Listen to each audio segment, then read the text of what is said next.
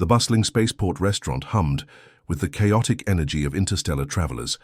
Neon lights flickered across metallic walls, casting a bluish glow on the diverse crowd of humans and alien species.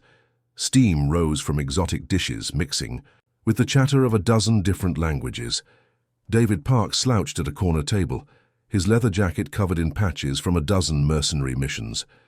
His crew, a rough-looking group of space travelers, laughed loudly, their cybernetic augmentations glinting under the artificial lighting.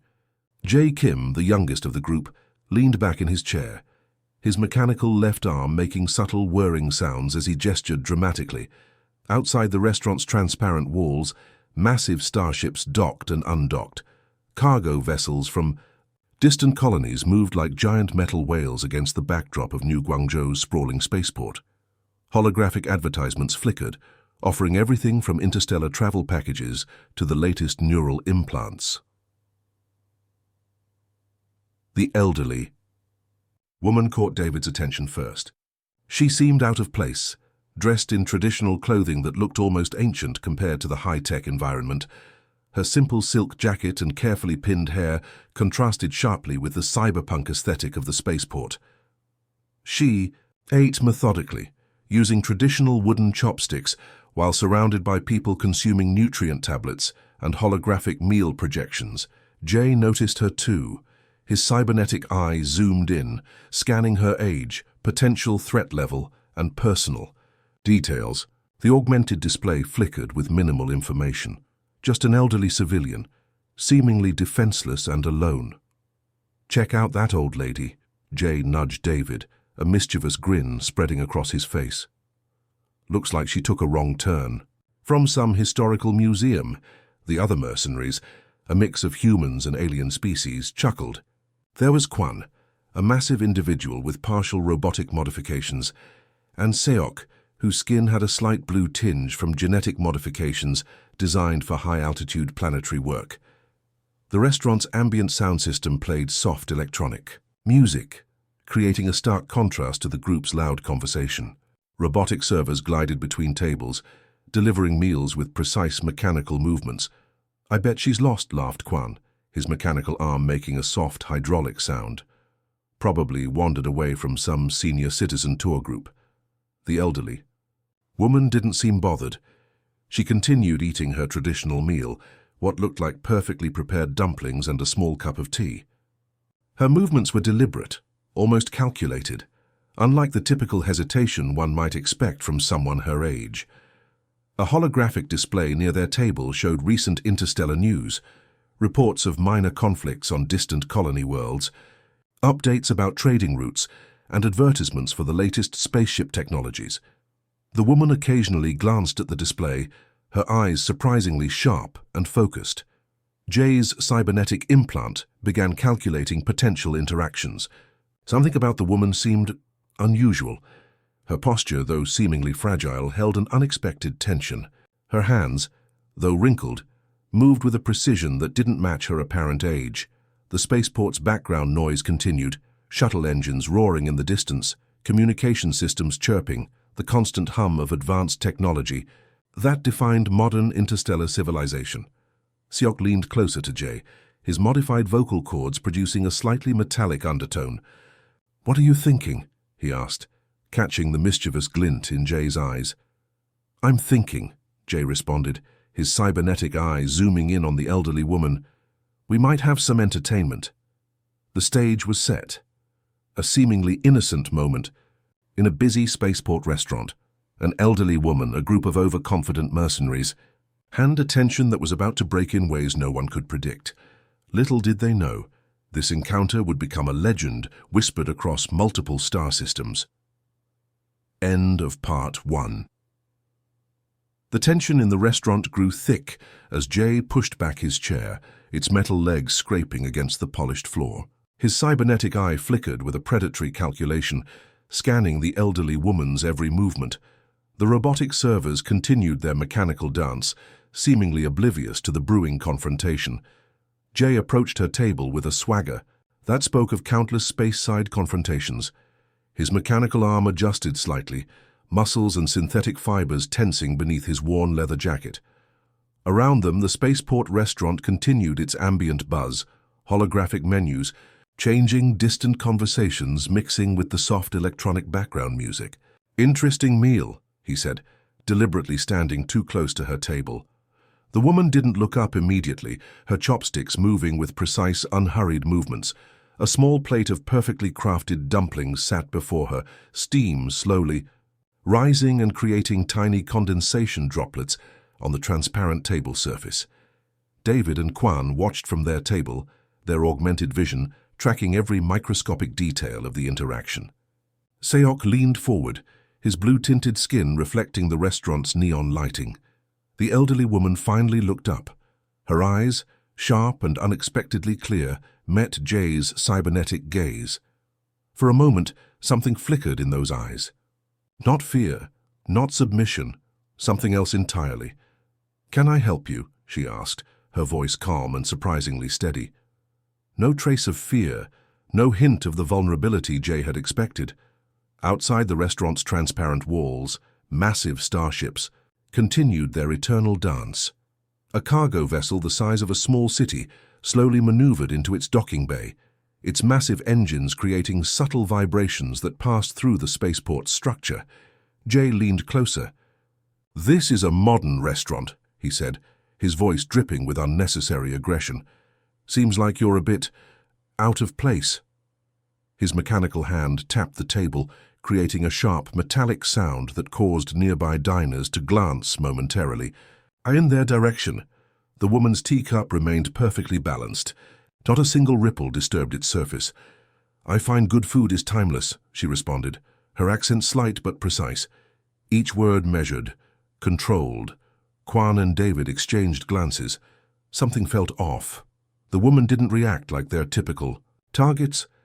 No nervousness, no submission, just a calm, almost amused presence that seemed to push against Jay's aggressive energy.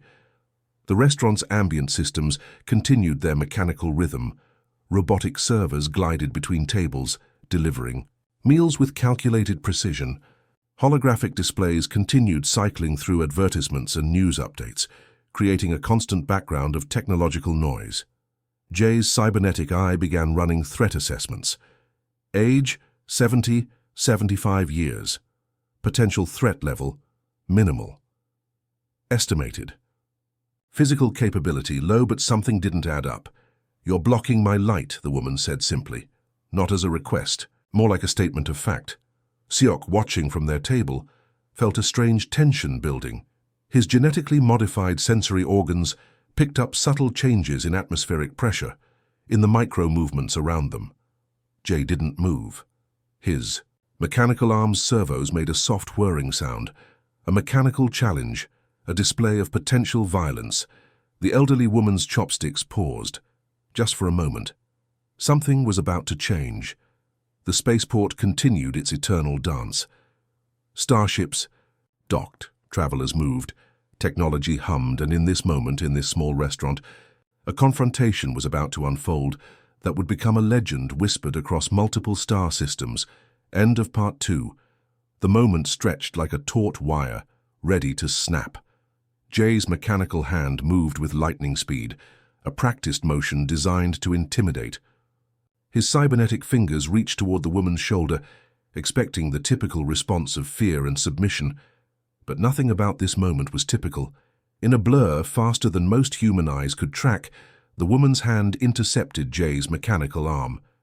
Not with force, but with a precision that seemed to defy physics. Her delicate fingers touched specific pressure points, transforming Jay's powerful mechanical limb into a momentarily useless piece of metal. The sound was bizarre, a combination of mechanical whirring and a sudden electrical pop. Jay's augmented arm went completely silent, hanging limply at his side. Around them, the spaceport restaurant froze. Robotic servers paused mid-movement. Holographic displays flickered. Even the background music seemed to hesitate. Quan and David stood simultaneously, their own augmentations preparing for potential conflict. Seok's blue-tinted skin shifted slightly, revealing subtle defensive modifications beneath his jacket. "What?" Jay started, confusion replacing his earlier bravado. The woman continued eating, as if nothing extraordinary had happened. Her dumpling balanced perfectly on her chopsticks, steam rising in delicate tendrils. Nearby diners, a mix of human colonists, alien traders, and interstellar travelers, watched, with a mixture of shock and fascination. An elderly woman had just neutralized a fully augmented mercenary's mechanical limb with what seemed like a simple touch. Outside the restaurant's transparent walls, massive starships continued their eternal dance. A massive cargo vessel slowly rotated, its quantum engines creating subtle gravitational ripples that passed through the spaceport's structure. Jay's cybernetic eye flickered, running diagnostic programs. Error messages scrolled across his visual. A display. Something was fundamentally wrong with his systems. How? He stammered.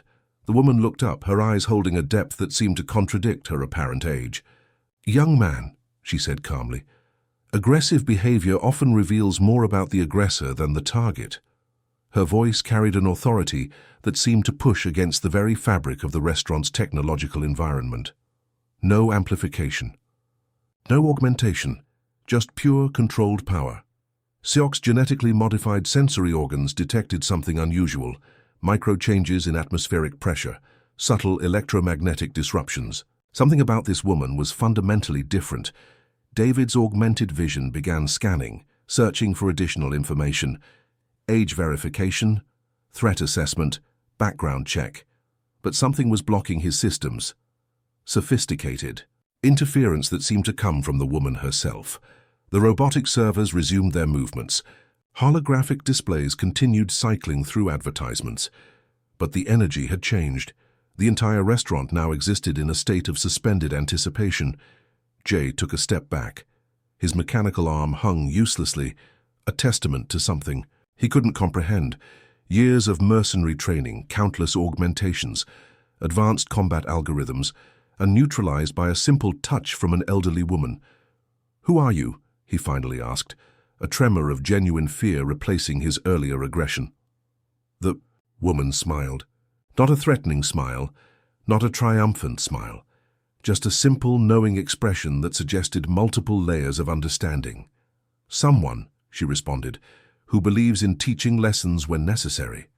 Her chopsticks moved again, selecting another perfectly crafted dumpling, as if neutralizing a fully augmented mercenary was nothing more than a momentary interruption to her meal. The spaceport continued its eternal rhythm. Starships docked and undocked. Travelers moved through their complex dance of arrival and departure, and in this small restaurant, something fundamental had shifted. A legend was being born. End of Part 3. The silence in the restaurant felt heavy, charged with an electricity that no holographic display or robotic system could generate. Spaceport security began approaching, their metallic boots creating subtle, rhythmic sounds against the polished floor. But something in the woman's posture suggested they needn't bother. "My name is Li Wei," she said, her voice carrying a weight that seemed to transcend the immediate moment. "And I'm not just some ordinary elderly woman." David's augmented vision began scanning her, layers of holographic data attempting to penetrate what seemed like an impossible biological signature. Her body temperature, muscle density, and neural responses defied standard human parameters. A small holographic projection emerged from her simple traditional jacket, fragmented images of military training grounds, advanced combat simulations, and what appeared to be classified special operations documentation. 40 years ago, Li Wei continued, I was the primary instructor for the Interstellar Special Defensive Unit. We trained soldiers from multiple planetary systems, humans, genetic hybrids, and even silicon-based sentient beings. Kwan's mechanical jaw dropped slightly. Seok's enhanced hearing detected micro-changes in her vocal frequencies, each word precisely measured, carrying decades of experience. The images showed her younger self, an athletic woman executing combat movements that seemed to defy physical limitations, martial techniques that blended traditional Kungfu with advanced quantum biomechanical understanding, moves that could neutralize opponents through precise neurological interruptions rather than pure physical force. Your augmentations, she said, looking directly at Jay, are impressive technological achievements, but technology without wisdom is just noise. Her tea remained perfectly balanced. Not a single droplet had moved during the entire confrontation. Outside, massive starships continued their eternal dance. Quantum engines hummed. Cargo vessels rotated with mathematical precision. But inside this restaurant, time seemed to have paused. The spaceport's ambient systems, normally a constant background of technological chatter, seemed to quiet, as if listening to her story.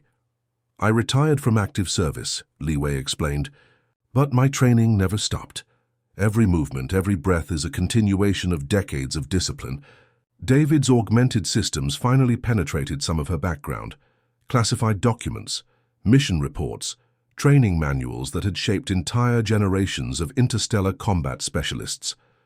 Her file was a legend, missions across multiple star systems, training programs that had prevented countless conflicts, techniques that had become standard in multiple planetary defense academies. You're that Li Wei?" Seok whispered, his blue-tinted skin showing a rare sign of genuine amazement. She smiled, a smile that contained entire universes of understanding.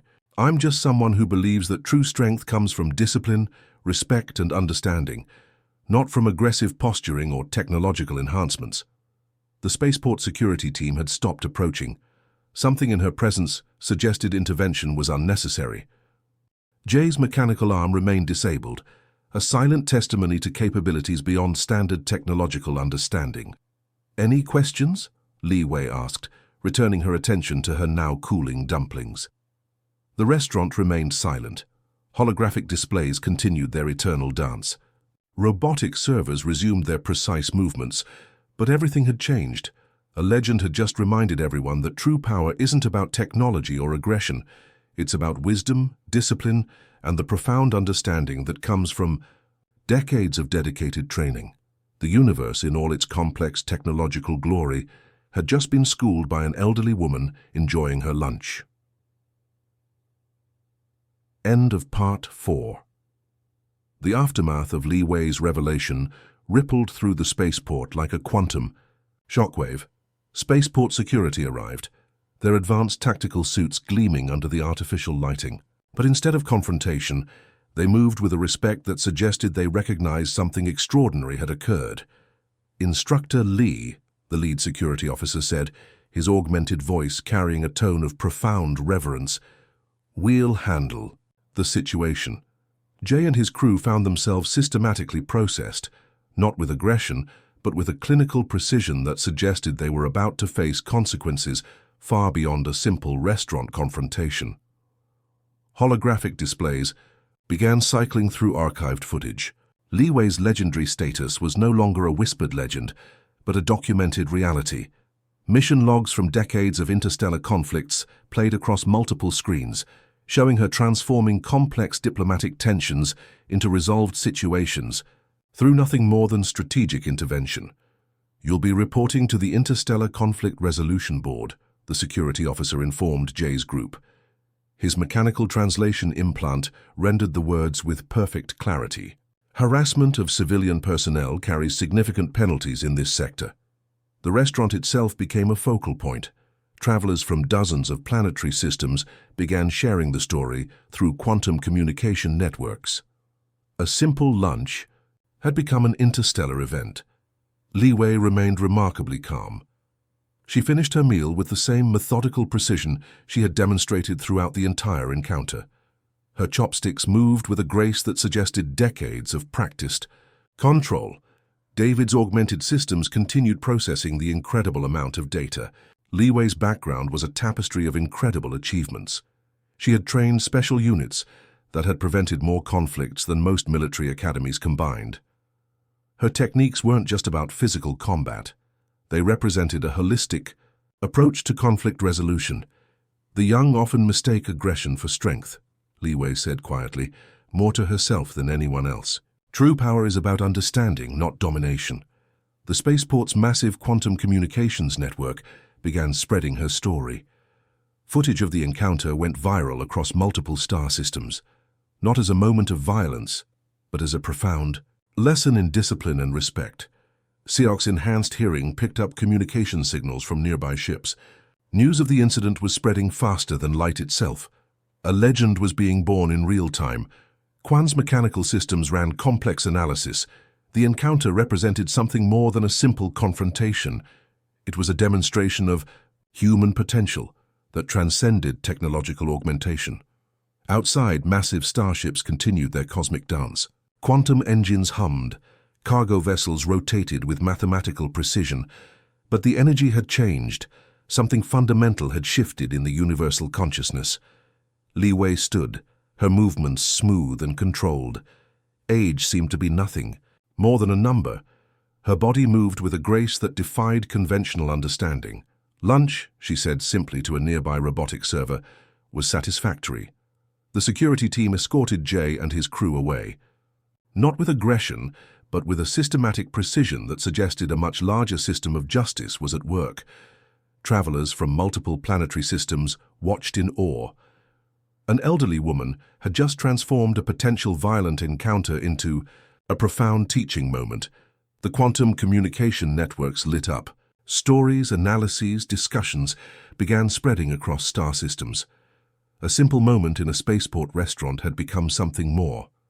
A legend, a lesson, a reminder that true strength comes from wisdom, discipline, and understanding.